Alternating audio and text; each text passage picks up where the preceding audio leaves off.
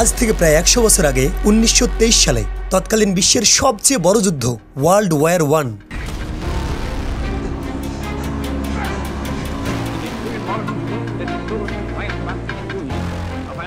প্রথম বিশ্বযুদ্ধের পর তুরস্ক স্বাধীনতা লাভ করে এবং সেই সময় তুরস্কের স্বাধীনতা এতটা সহজ ছিল না।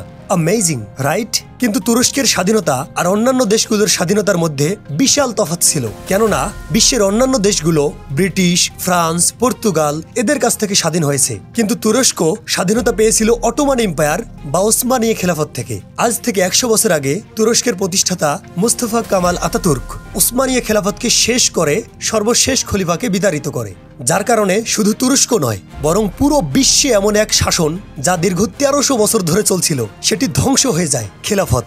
সুলতান আব্দুল মাজিদ বিশ্বের শেষ খলিফা নিজের পরিবার সহ চিরতরের জন্য তুরস্ক ছেড়ে চলে যায়।